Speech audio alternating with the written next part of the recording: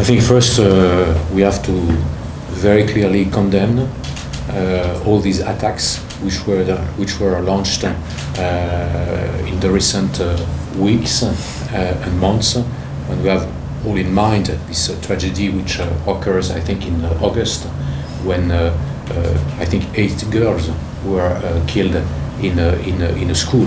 This is, of course, absolutely unacceptable. What we try to do, and this is what President Macron wants, is to prevent President Erdogan to launch any attack against the northeast of Syria. It will not add any further security to the region. It will, on the contrary, add more challenges, more difficulties, more tragedies. And so, of course, we try to continue, discussing with all the parties about the security challenges, and we think that the situation is too complicated for another intervention in this region. So we try to prevent any outside actor, to make any attack against Syria, northeast of Syria. What we discussed during the 2 days I spent here in this region, this is the scope of what we could do together, all the various entities of the northeast Syria and France. We want to cooperate in the field of security. We have a common interest in fighting terrorism, in avoiding any revival of Daesh, ISIS in this region.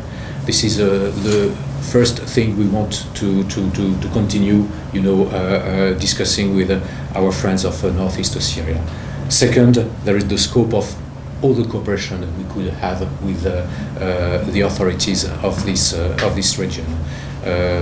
Humanitarian assistance to the population, what we could do in the field of health, in the field of agriculture, in the field of education, etc., etc.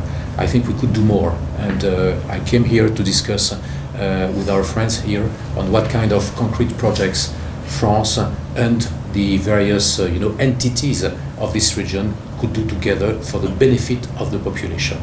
And third, as I mentioned a bit earlier on, we have also this issue of the situation of the camps, which represent for the population, for the environment of security, a very heavy challenge, maintaining the security of the camps in which ISIS combatants and women and children are retained. And we think that our responsibility is to take back the women and the French women and the French children from these camps. And this is what we are trying to do in very close cooperation with our friends of northeast Syria. The position of France is very, very clear. We think that ISIS combatants, fighters, especially French ISIS fighters, have to be judged and prosecuted at the place where they committed their crimes.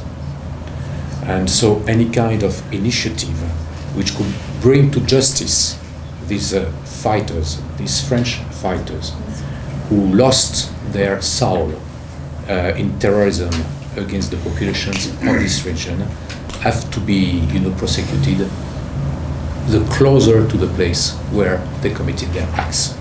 So this is our position, which is a constant one. And we separate this issue for the one from the children. The children they didn't choose, to be born here, and so we think that we have the responsibility to take them back home and to offer them a better future. And this is what we are trying to do.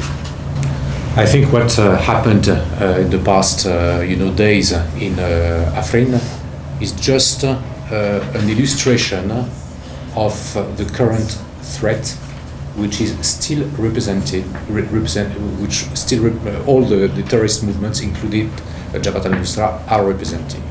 And so we have to continue, working together to combat and to defeat terrorism wherever it strikes. And I think that what happened in Efrîn is a wake-up call for all of us, to continue, unifying our forces to combat terrorism.